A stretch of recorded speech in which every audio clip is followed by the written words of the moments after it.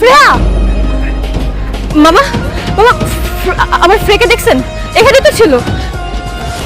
বাবা আমি তোমাকে আবার খুঁজে পাইছি, আমি তোমাকে আর দিতে। মামনি, তোমার নাম কি? বাবা তুমি আমার নাম ভুলে গেছো? আরে মা, আমি তো তোমার বাবা না।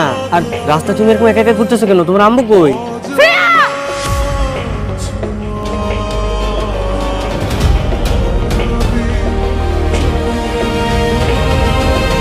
বাচ্চা, হ্যাঁ, এত ছোট একটা বাচ্চার কি এভাবে ছেড়ে দেয় রাস্তায়?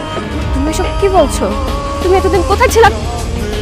এসব এসব জামা কাপড় পরেছো কেন তুমি? তোমাকে বলতেছি, তুমি এতদিন কোথায় ছিলে শেহজাদ? ছাড়েন, আপনি আপনি আমার এইভাবে ধরতেছেন কেন? হ্যাঁ, চিনেন মানে আমি কি আপনারে কোনোভাবে চিনি?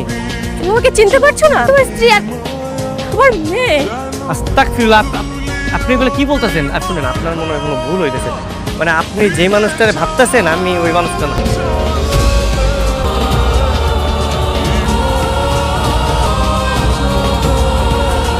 শেহজাদ, ওরে আপু তো কইছিলেন মার কথা একটু মনে পড়ে যে মার কথা একটু মনে পড়লে একটু মনে পড়ে কোথায় ছিলে তুই আব্বা? আপনি আপনি আপনি ওনার গোলায় ফেলাইছেন, আপনার ভুল হইতেছে। আসলে আমি শেহজাদ না, আমার নাম হচ্ছে গিয়া গোলাম গোলাম মাওলা। আমি মির্জা বাড়ির কাজের লোক। বুঝে দেখো, দেখো তোমার আর আমার ছবি। তুমি এখনো চিনতে পারছো না? বলো। হায় আল্লাহ, এই লোক তো দেখতে একটু ভাই আপনার লেগে পুরো দুনিয়ার মানুষ আমার খুঁজতেছে ভাই। আপনি তাড়াতাড়ি চলে আসেন ভাই। আমার শেহজাদকে কিছু মনে পড়ছে না বাবা। এই যে যে যে যে ছবিটা দেখে ওকে তো কিছু মনে পড়তেছে না বাবা। শেহজাদ, তোমার কি কিচ্ছু মনে পড়ছে না? না, মনে পড়ে আমাদের প্রথম দেখার কথা? প্ল্যান হচ্ছে তোমার যে ড্রেসগুলো আনতে বলছে আনছো, নিয়ে আসো। জি স্যার।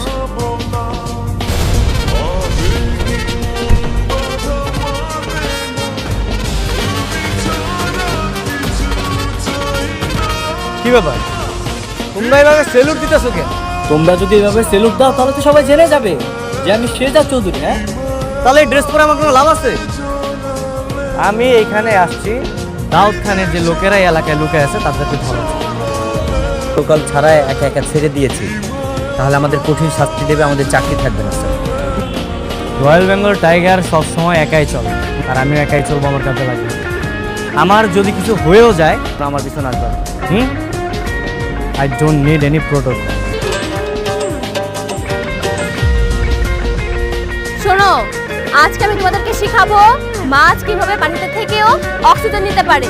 আমরা মানুষ যেভাবে বাতাস থেকে অক্সিজেন নিয়ে আমাদের ফুসফুসে পাঠাই, মাছ কিন্তু পানি থেকে অক্সিজেন নিয়ে থাকে। বুঝতে পেরেছো?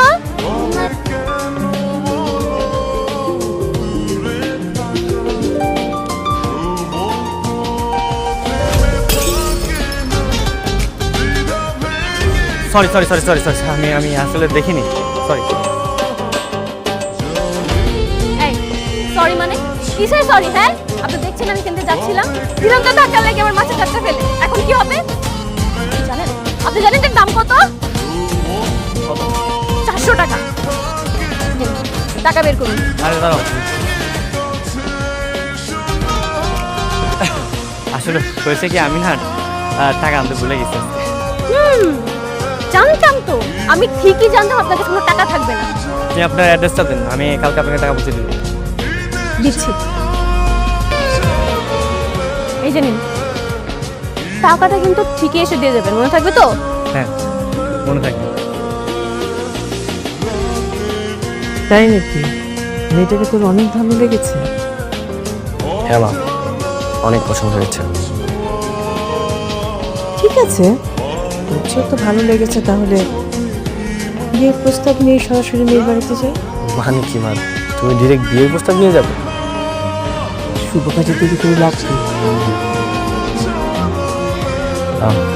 আচ্ছা শোনো মা, আমাদের ড্রাইভারের কাছে ওদের বাড়ির ঠিকানা আছে।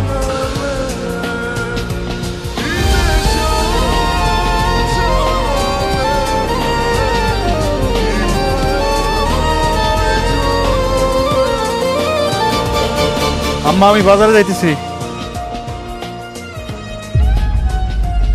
আসসালামু আলাইকুম। ওয়ালাইকুম সালাম। আপনারা ঠিক চিনলাম না, কার কাছে আসছেন?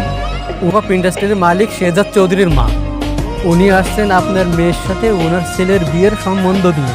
কি বলছেন এসব? আসলে হয়েছে কি ভাই, আমার ছেলে মেয়েকে খুব পছন্দ করেছে, তাই আমি দেরি না করে সোজা একদম বিয়ের প্রস্তাব নিয়ে আপনার পাশে চলে আসলাম। এটা আপনার মেয়ে না? আমার মেয়ে। মার্শাল্লাহ, তুমি অনেক সুন্দর।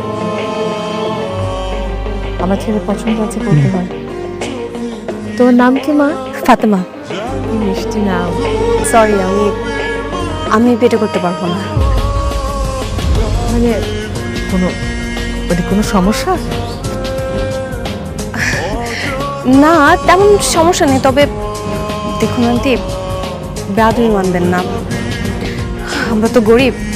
আমি চাই না আমার বিয়ে কখনো ধনী পরিবারে হোক। আমি সবসময় চেয়ে আসছি আমরা যেমন তেমন সাধারণ একটা ফ্যামিলিতে আমার বিয়ে হোক। তো আমি ধনী ফ্যামিলিতে বিয়ে করবো না।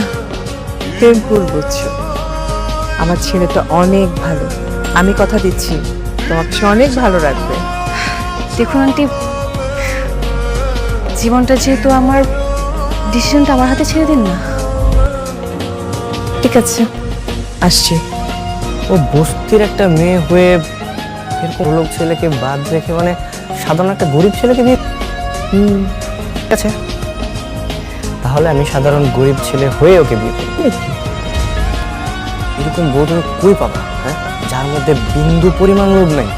মানে ও জানে যে আমার এত কোটি কোটি টাকার সম্পত্তি, তারপর আমাকে রিজেক্ট করেছে। মানে লাখে এক পিস না, আমি এই মেয়েকে হাতছাড়া করবো না।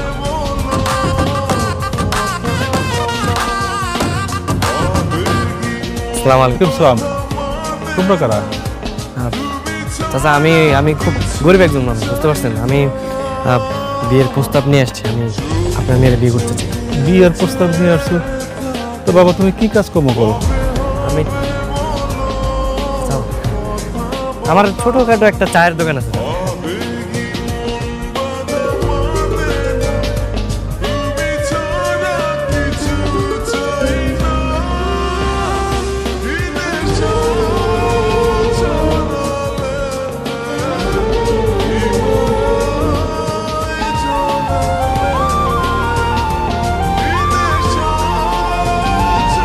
এ কি, আপনি এখানে?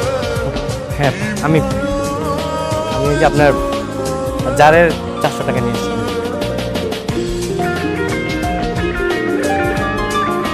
আরে বাহ, আমি তো প্রথমে ভেবেছিলাম আপনি আমার টাকা মেরে দেবেন, বাট এখন দেখছি আপনি খুবই সৎ একজন মানুষ। তবে আপনারা এইভাবে আমাদের বাড়িতে কেন? আসলে আমি বিয়ের প্রস্তাব নিয়ে আসছিলাম। মানে আপনাকে প্রথম যেদিন দেখছি সেদিন আমার খুব ভালো লেগেছে। আমি আপনাকে বিয়ে করতে চাই। বাবা, বুঝতে পারলাম না, আশেপাশ থেকে এত আমার বিয়ের প্রস্তাব আসছে কেন এখন হঠাৎ করে? আমি একটু বুঝতে পারতেছি না।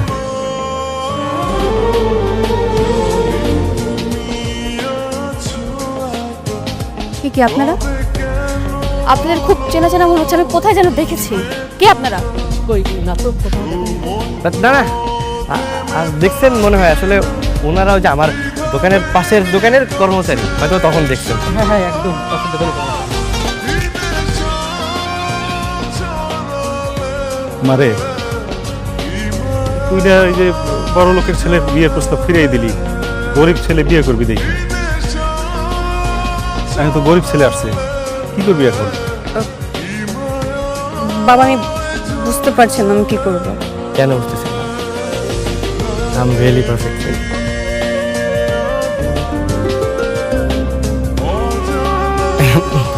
না মানে আমি আপনার জন্য তো ঠিক আছে, তাই না?